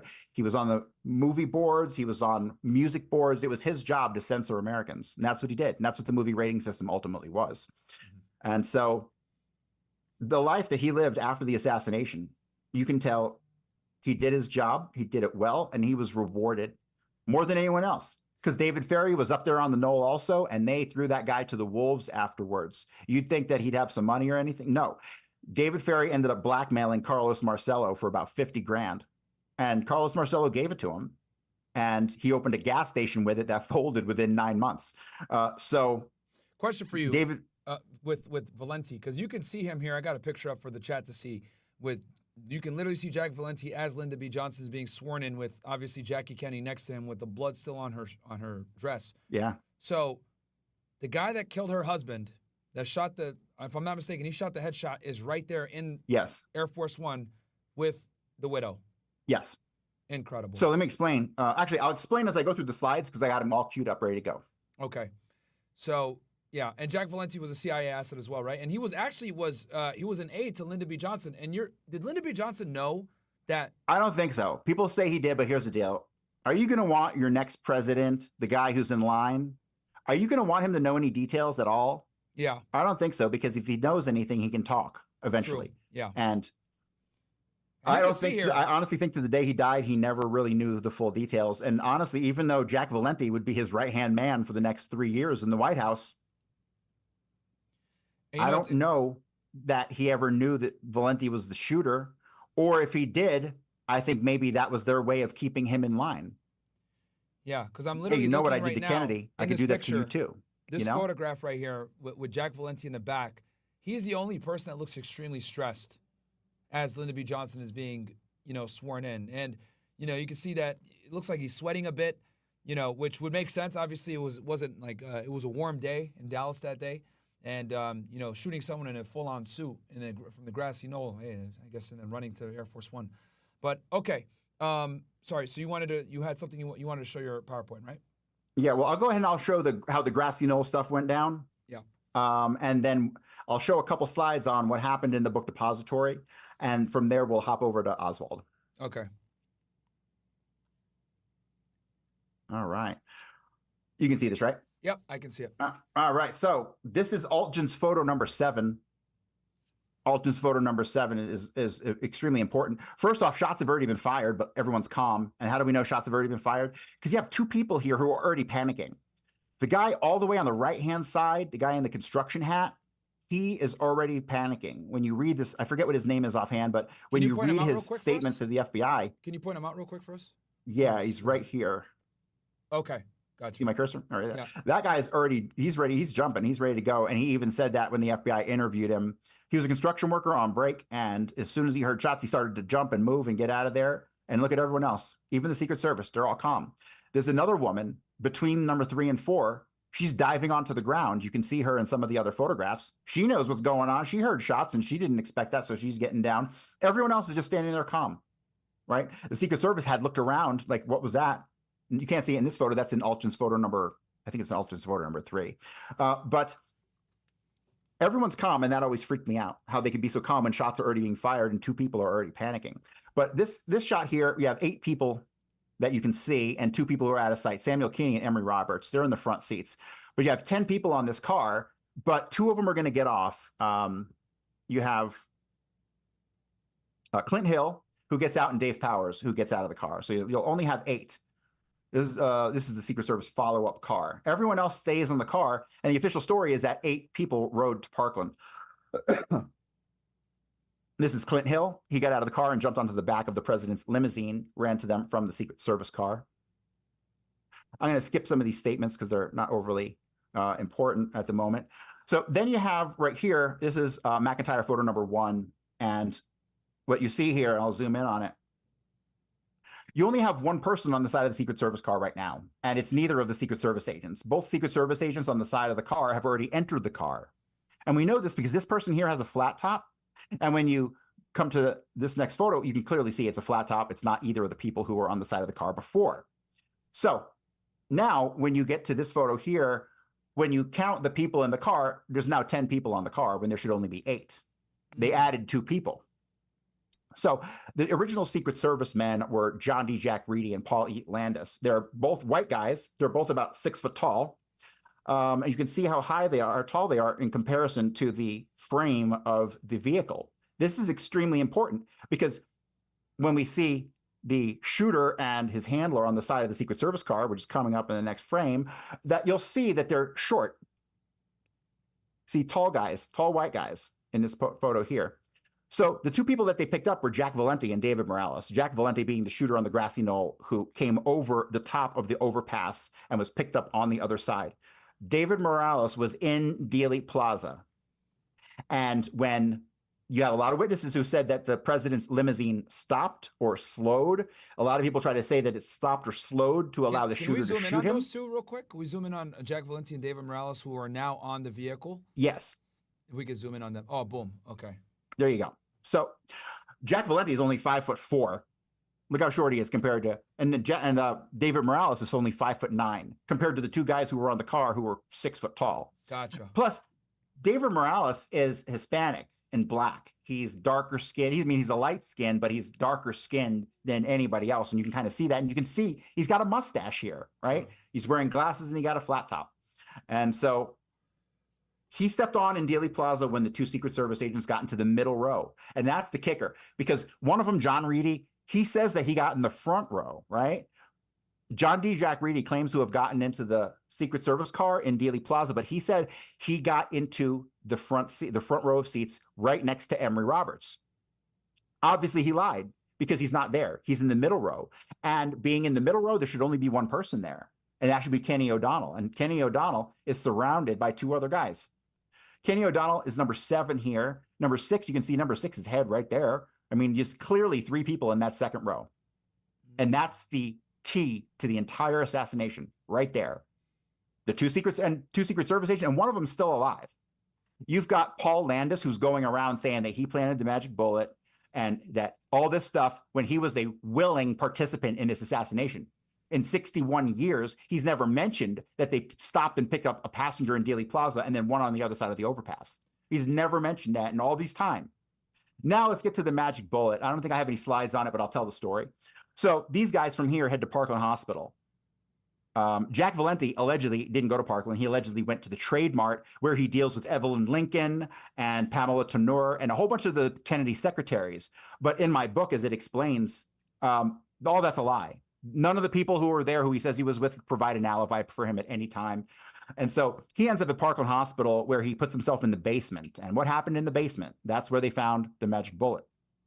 So basically, he was the shooter. He used if I'm not mistaken, he also used an Enfield 303, because later on, they will attempt to pull Buell Frazier into this. He will be arrested that day, and allegedly they take off of him an Enfield 303 and boxes of 303 ammunition. Now, this makes perfect sense when you realize that they were trying to set Buell Frazier up at the shooting range, where they dropped the name Buell Frazier as having given Oswald a ride there. Oswald, who was William Seymour, who was working at the book depository, that's how he knew Buell Frazier. He tells the guy at the shooting range that he was brought there by a guy named Frazier, right? And this is told to the FBI. So they're laying a false trail to Buell Frazier this whole time, right? And so when they get to the Parkland Hospital, the rifle that he used, he held on to, right, from the knoll to this vehicle here, which is probably in the back seat somewhere. Then he gets out, he plants the magic bullet, and then the rifle is probably at Parkland handed off to Bill Decker or one of his guys, because that rifle shortly after this will end up at Buell Frazier's house when they arrest him. So how do I know it's the same rifle? Because of course it's the same rifle, right? These guys were meticulous. And why plant the magic bullet, which originally was a 303 round, right? So the magic bullet we see today is a Mannlicher Carcano round. It's in perfect condition. It's pristine. That thing didn't hit anything. It was shot into cotton wadding or water.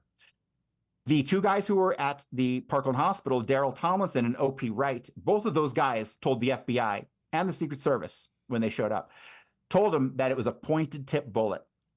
And the Carcano is not a pointed tip bullet. And O.P. Wright specifically said it was a 303 round. That bullet went from them to Richard Johnson, the Secret Service agent. It then went to the FBI. And once it got to the FBI, you would think the Secret Service would be the ones to obfuscate it, but no, the FBI did. And why did the FBI obfuscate it? Well, that, to me, goes back to Oswald and Oswald's life and the FBI's role in handling Oswald as he's growing up. I think that's the primary driving factor behind the FBI's involvement, was not so much the assassination and cover-up, but covering up what I discussed. I had this conversation earlier, 50 years of covert activity by not only the CIA, who only goes back to 47, 20 years at this point, but everyone seems to forget about naval intelligence, which has been doing covert ops since like the 1800s, right? So I believe naval intelligence played a big role in the nurturing of Oswald, which ultimately led to this multi-agency cooperative plot to get a spy into the Soviet Union, which then, once it was transformed into the assassination plot and used to kind of tie up loose ends, I think that's when people like Hoover were like, I think when he found out that it was Oswald who was being the patsy in this assassination, I think his jaw probably hit the floor, because he'd been well aware of what Oswald was doing in the Soviet Union. And if you ask me, he probably knew everything Oswald was doing for decades before, right? Since he was born, probably. It seems to me Hoover knew a whole lot more than he ever let on about Oswald, because he lets things slip at times and knows things he shouldn't know. So from here, let me see. This is David Morales and Jack Valenti. A handler and a shooter, and that's always how it goes. Every assassination, but whether the CIA or the mafia, from what I can tell, is always a pair, a spotter and a shooter. And I think the same thing applied to Dave Yaris, who had Lenny Patrick with him, and both of those guys. I'll tell that story another time. But I think it's always done like this. And so... And he was wearing a black suit. Like, I got the picture right here with Lyndon B. Johnson being sworn in. And you can see Jack Valenti is wearing a black suit in this photo as well. Another coincidence. His disheveled nature, I think, is kind of a hint towards it. But if you read my book and you get to the chapter on what Jack Valenti's alibi was, once the alibi falls apart, you realize, damn, he made all this stuff up. He went to great lengths to tell a very dramatic story about what he did. So here we go. I have a picture of William Seymour, and I have the video of this, and you can see much more detail in the video, but that's William Seymour. And the guy in the background is a guy named Ira Trantham. Ira Trantham, the detective in that gray coat, he's not supposed to be there for at least another 10 minutes at all. When you read his statement, he got stuck in traffic and all this stuff, and he doesn't show up for another 10 minutes. After this, you see what happens here is William Seymour is in the video. He gets a signal from Trantham, so they're in on this together. Trantham's clearly in on this because later on, a guy will get arrested named Larry Florer. He'll be arrested allegedly out of the Daltex building, but really it was the County Records building. But Larry Florer is really just a cover for Ted Shackley. Ted Shackley basically gets arrested here in Dealey Plaza under the name Larry Florer, but then they do a typical CIA swap, and Ted Shackley is let out the back door, and then Larry Florer actually goes into custody. It's crazy. It's a crazy story. It's more of the body double switching stuff, which after we get through with Oswald won't seem as crazy anymore.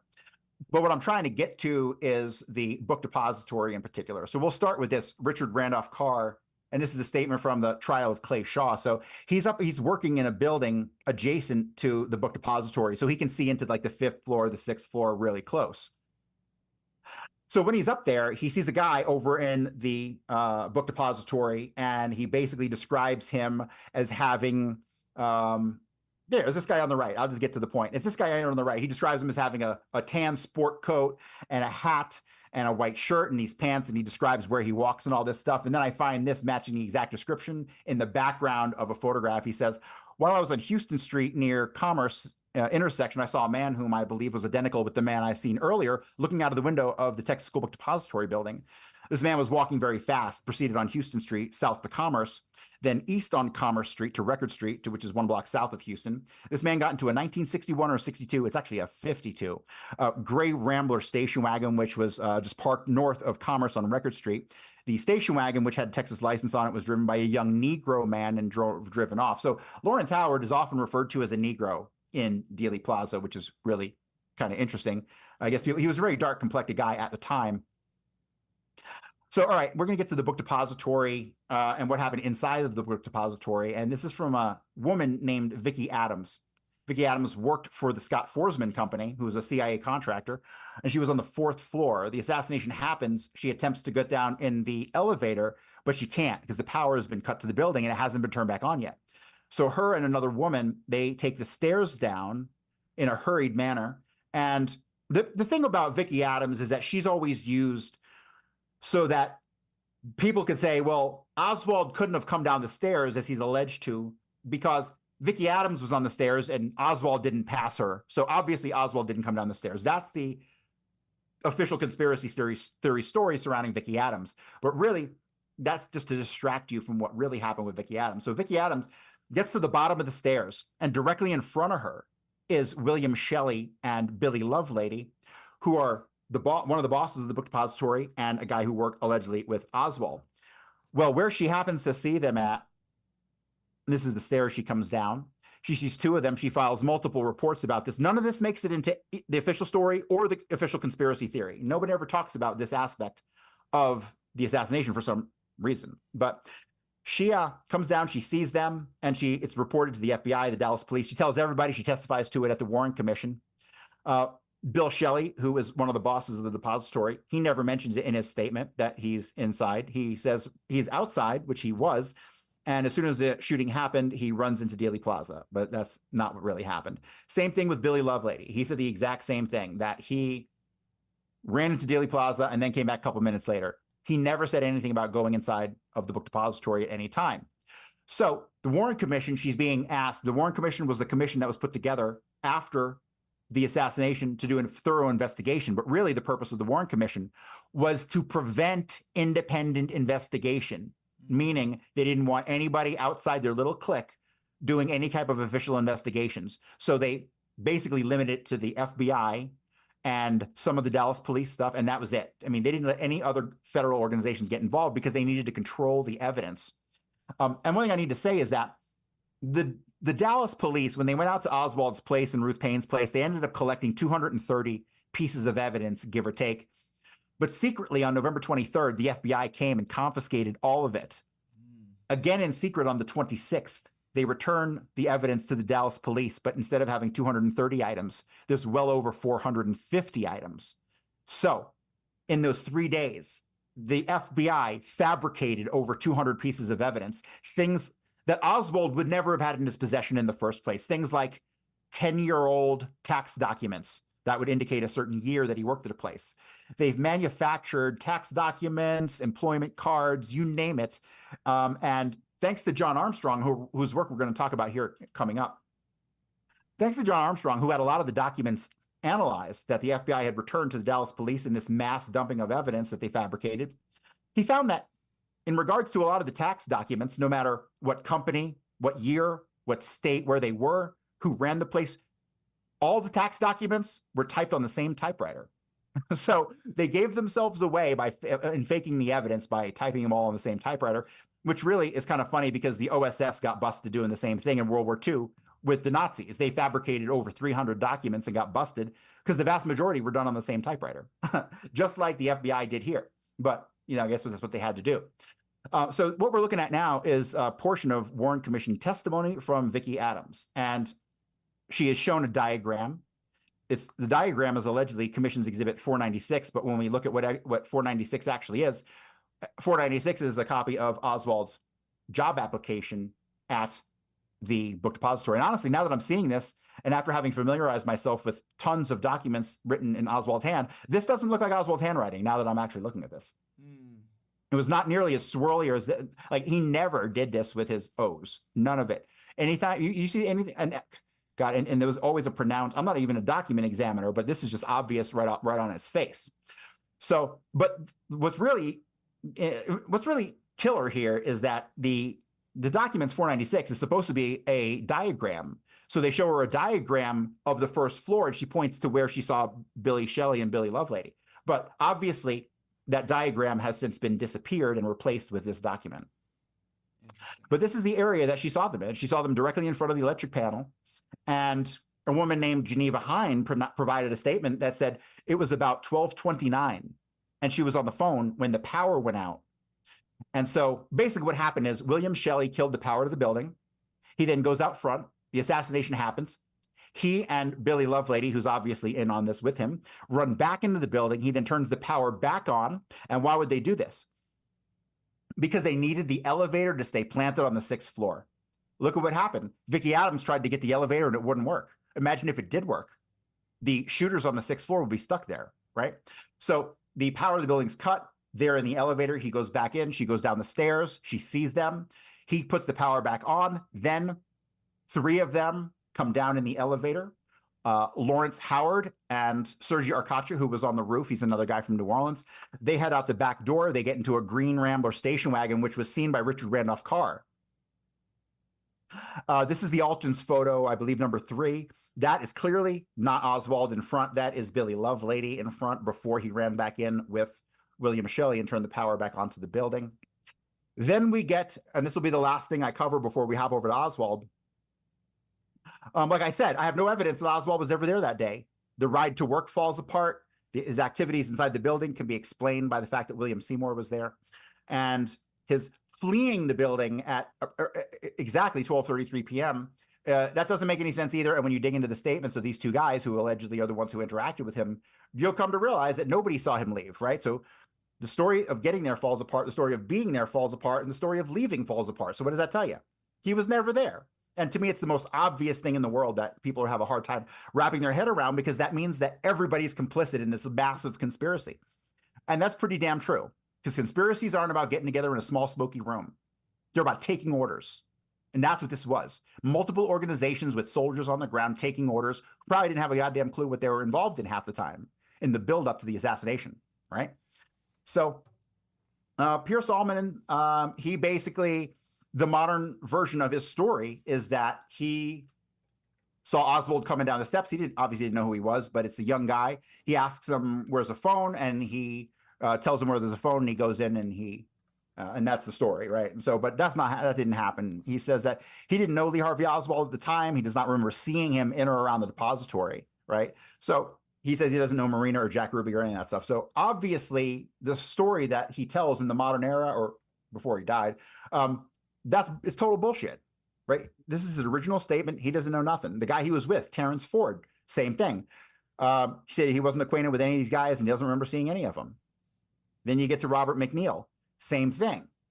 In the modern era, it's the same exact story, which is weird enough in and of itself that he would have the exact same story as Pierce Allman when they weren't together. But he does. He tells the same exact story. And that story falls apart when you read this statement and you realize that he didn't interact with Oswald at all. And in fact, the way and the manner in which he interacted with anybody there didn't even match. He interacted with 3 people who were inside the building, not one person who was outside the building. And then his New York news desk places the time of his call, because he went in there to use the phone, at 12:36 p.m. Now, this 12:36 p.m. rewrites the entire timeline of the assassination, because what he says here, if I can find it, he says that no cops entered the building before me or until I left.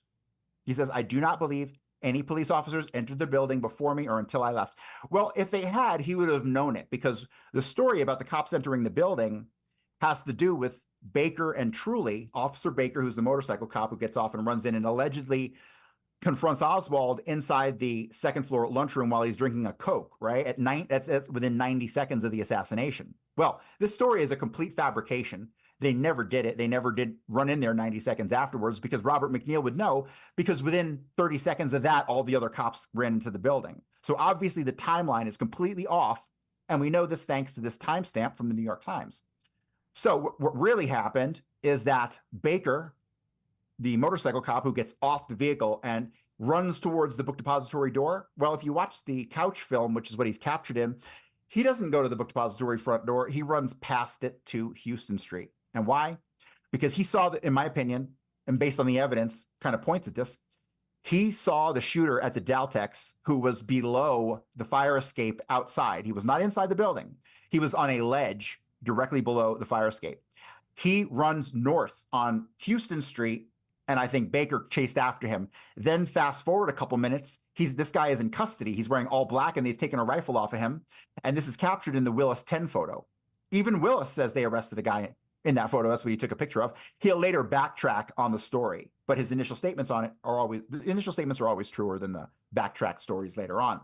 So that to me tells me that Baker couldn't have made it in the building 90 seconds after the assassination, that it must have been further, it must have been way after.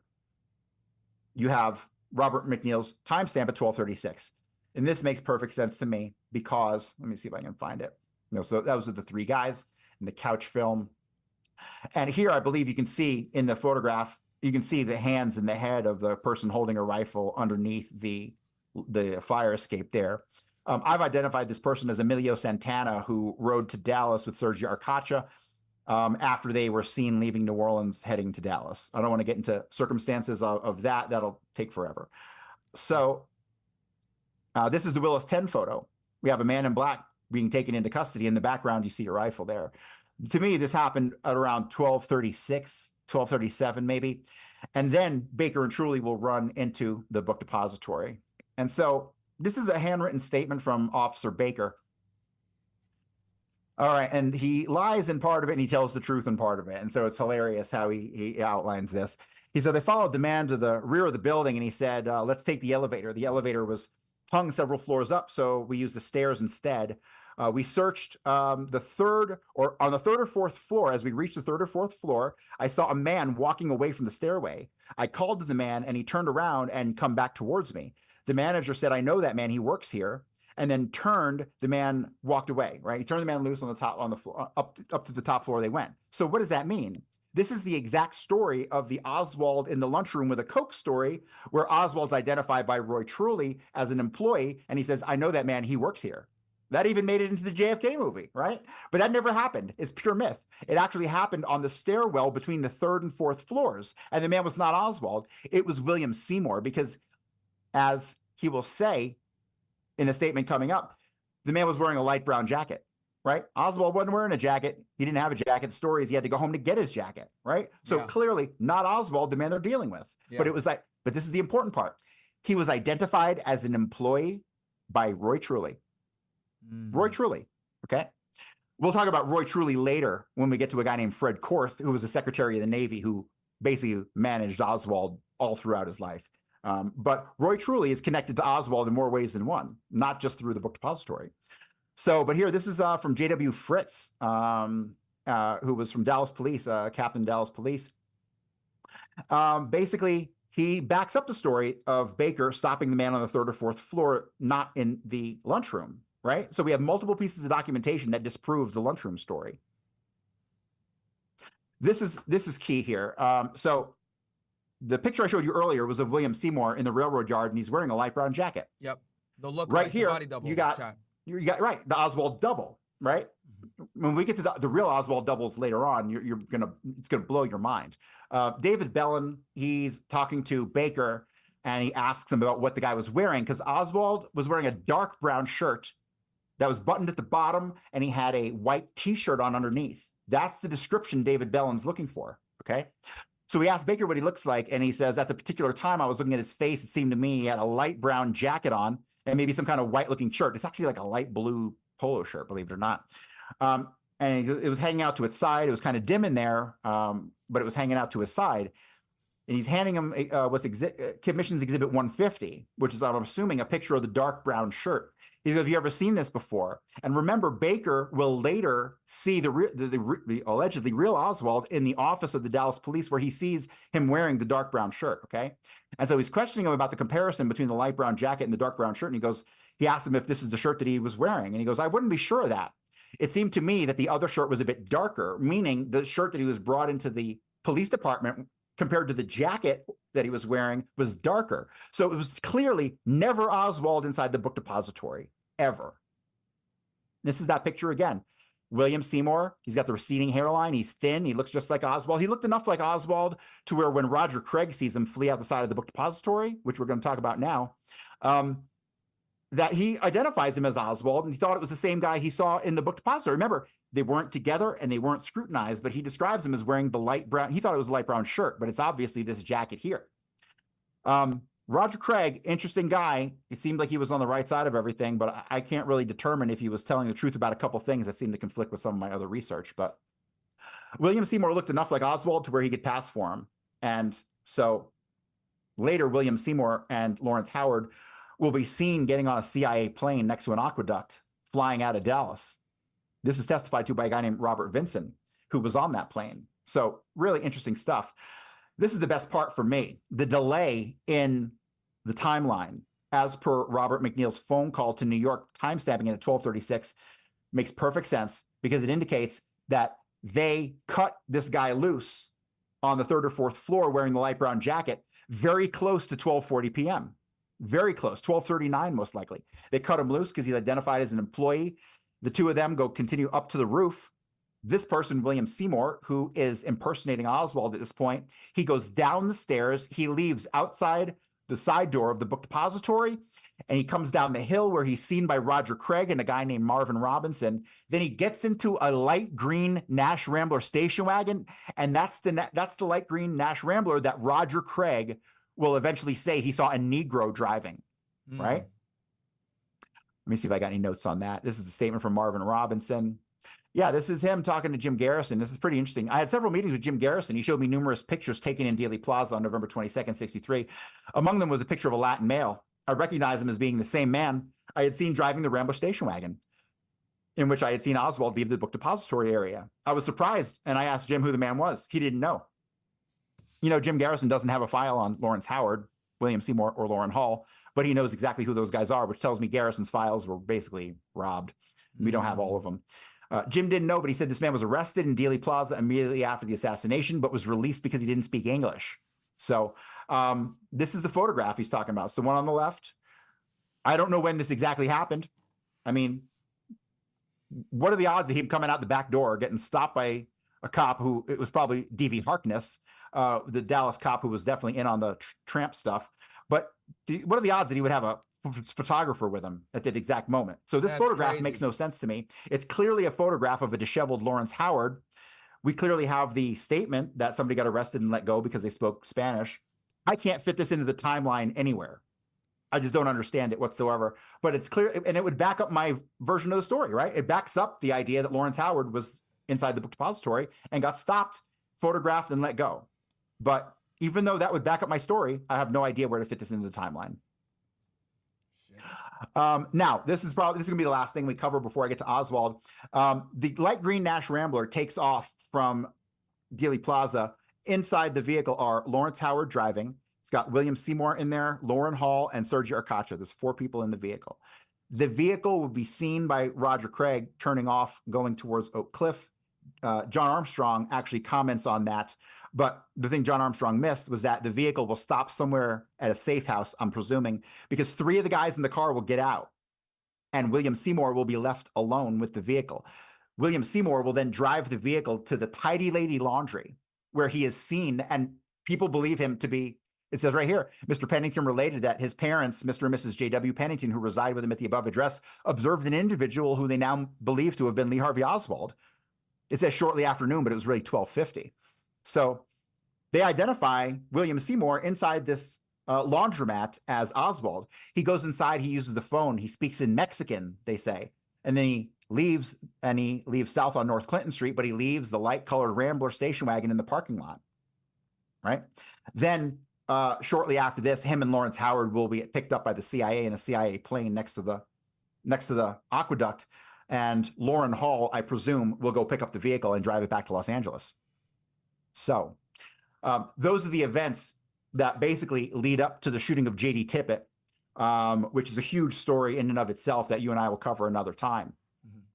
But that's basically the mechanics of what went down inside Dealey Plaza, inside the book depository, with the shooters who I've already named.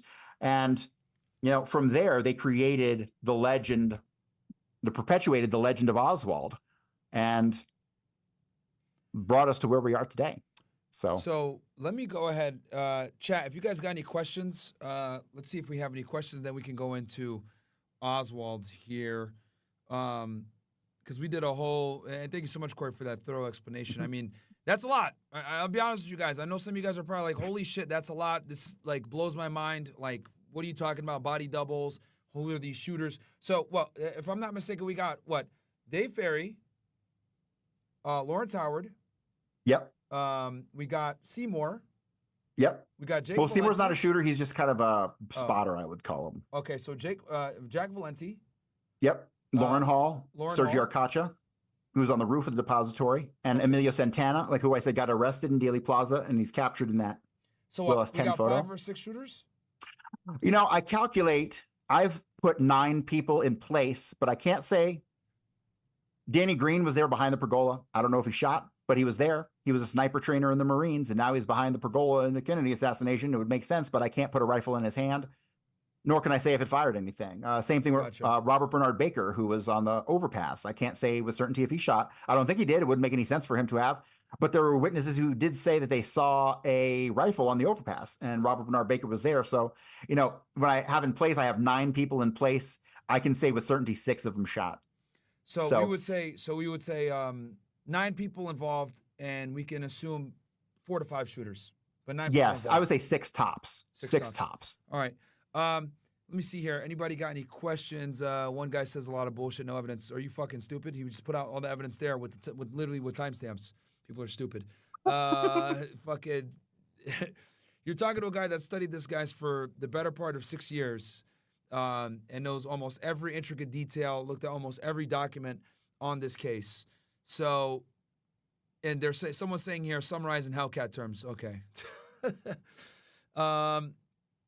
Let's see here. Oh, someone said that. Okay, can you debunk this real quick? Because people are so stupid. They say JFK getting headshot by a driver or getting headshot by one of the Secret Service agents. Right. Okay. The reason that came about was because the original Zapruder film was such a bad quality that there is a reflection off the head of the guy in the passenger seat, who's what, Emery Roberts. And so, or no, that was Samuel Kinney. So there was a reflection of light off his head, right? And that's it. It looks like as he's turning around, the reflection, he turns around, he moves his arm, the reflection off the top of the head happens, and then he turns back around, the reflection goes away. It was clearly not him. And then see, this is one of those look to the left while we fooled you to the right kind of things, because the driver, and I didn't go into this because it's just an unnecessary, superfluous mention, but the driver was involved in the driver of the Kennedy assassination. It was William Greer. Witnesses saw him pull over and pick someone up on the other side of the knoll. So my opinion is he picked up Jack Valenti. And then the cars proceed to do this like swap. They kind of leapfrog around each other. And that gave the limousine a chance to slow down. And then Jack Valenti goes to the other side of the Secret Service car where he's captured in McIntyre photo number 2. This is really apparent in McIntyre photo number 1. I just don't go into it very often because it opens up a world of questions and problems and probabilities that will take too much time for me to wade through.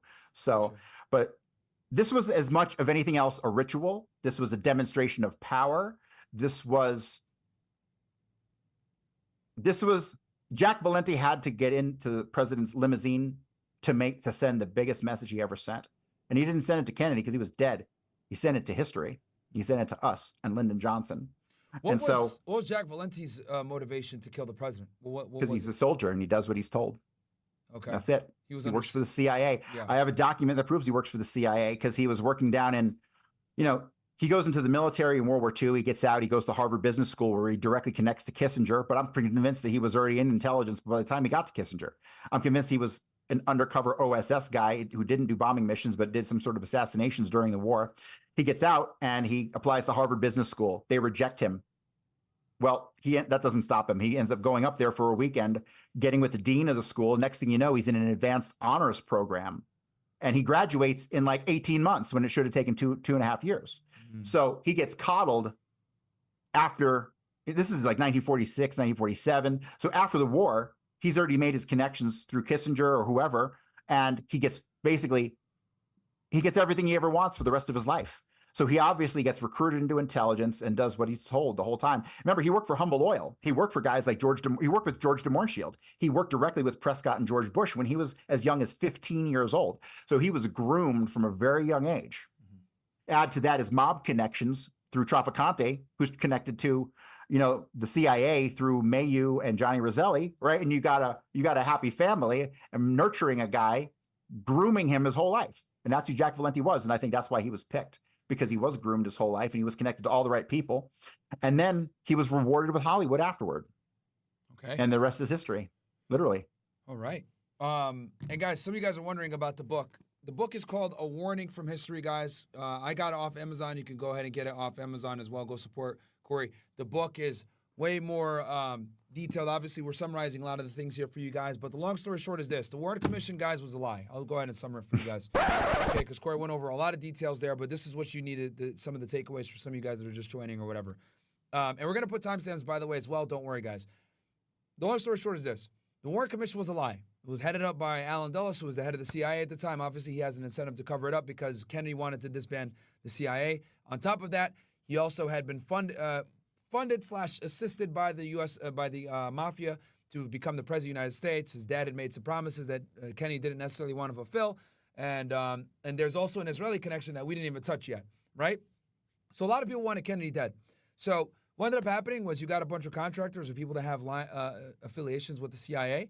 Two of these individuals that were involved in this conspiracy looked just like Oswald and had been doing things since 1947 to Oh, kind of put themselves in So positions. 61, I would put the modern, because there's two different phases. We'll talk about the first phase coming up, but all these impersonations are a second phase of impersonations.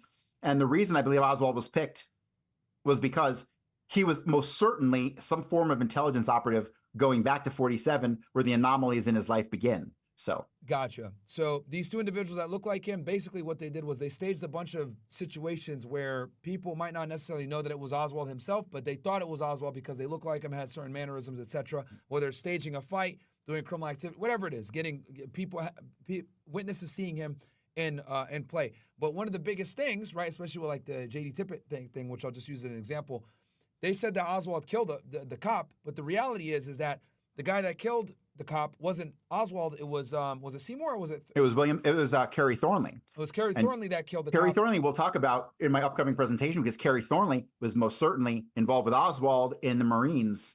He knew Oswald in the Marines, and everything he did in the Marines, if you ask me, was about setting Oswald up later, which all started to occur in 1960. What year?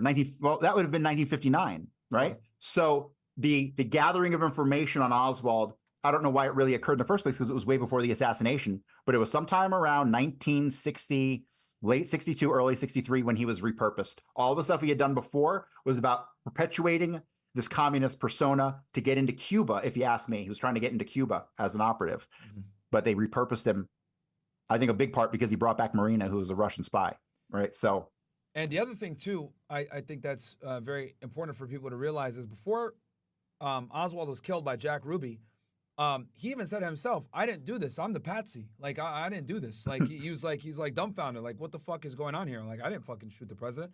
And it makes sense because from what you're saying, Cory, Oswald wasn't even there. He was. Exactly. And we're going to talk about this. I don't want to get too ahead because you're going to explain all this. Actually, matter of fact, we might cut to Rumble because Tommy Sotomayor wants to come on and ask some questions as well. He's a good friend of mine, loves the Kenny stuff. He's blown away right now by what you're saying because he studied this as well, and I told him that I was going to have you on. And I'll get him in on the Zoom call as well. But yeah, I mean, any other questions, guys? Let me look at the chat here. Guys, if you got any questions, fnfsuperchat.com or Rumble Rant In or Castle Club. Oh, I see some chats in Castle Club. Let me read these. Fuck them boys. Okay. Doge Trollster, I see what you're saying. Middle finger, even more offensive people on the internet. And then Adam Russell said WNF. So Doge Trollster, shout out to you and Adam Russell. Okay. And then let me look here and see if there's anything else. Someone said, did LBJ know about this? He answered that earlier. No, he did not. I don't believe he did. Yeah, Jack Valenti just kind of did it and then was on. That's crazy that he's on Air Force One watching the LBJ get sworn in with Jackie Kennedy there with blood all over her dress. I can't prove it yet, but I'm convinced Jack Valenti shot Martin Luther King. Really? Thus, I haven't even gotten to the. I don't even want to get into my reasons why, because that'll open a can of worms and we'll be here for hours. So, but no, I have enough circumstantial evidence to make me believe that. It needs follow up and all that, but there's enough circumstantial evidence that tells me that that's exactly what happened. Interesting. Okay. Let me see here. Anything else before we get into the? Okay, I guess we'll get into Oswald. All right. And I said I got like another 30 to 40 minutes. 30, 40 minutes? All right, that's going to be a crunch, but I'll do my best. So. Because we've been going now for about 2 hours. I could probably do it in an hour. So here we go. Let's get started. We're going to explore Oswald's early life. And in doing that, we are going to address the work of a guy named John Armstrong, who's dead now. He died in 2020. He spent much of his life digging into the life of Lee Harvey Oswald. And he ultimately came to the conclusion that Oswald growing up was part of some sort of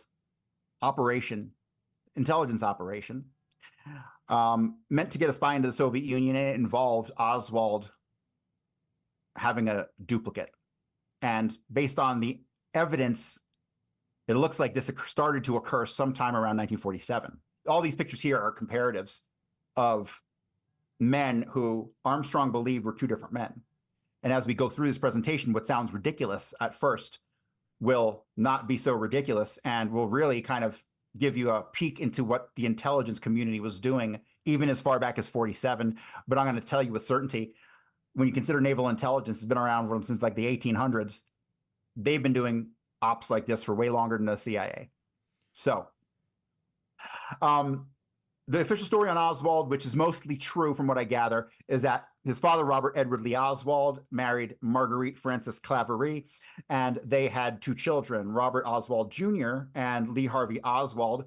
Now, Miss Oswald had another son named John Pick, who was she had basically three kids from 3 different dads, or 2 different dads and John Pick, right? So she got around a bit. She was also married to a guy named Ekdahl for a while. So she had 3 husbands and ends up with 3 children. And so we'll get to John Pick later because he plays an important role in exposing some of this.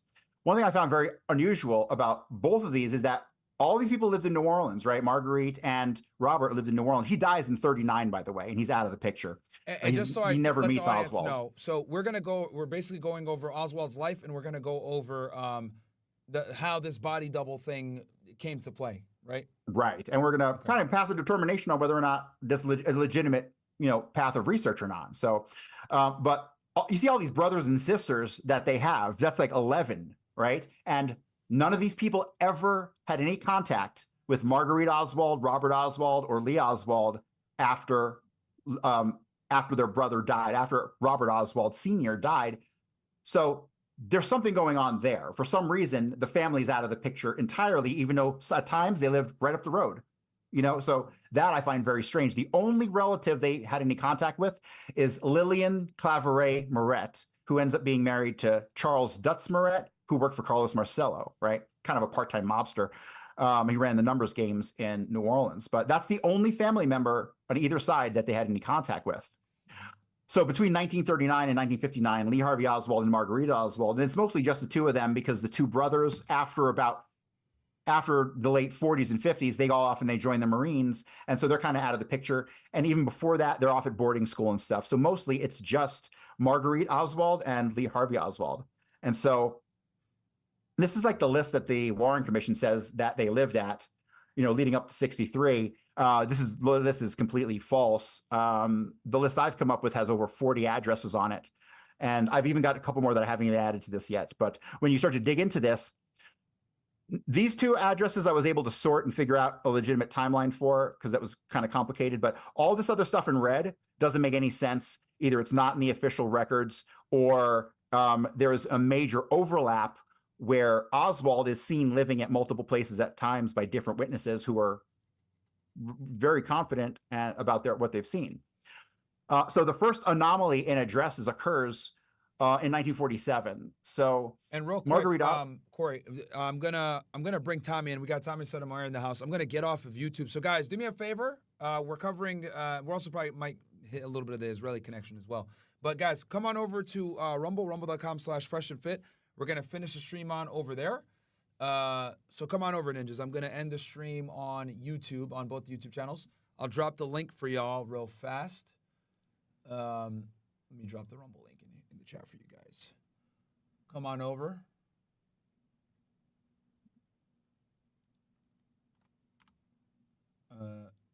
Bear with me, guys, while I'm just dropping a link in here for everybody.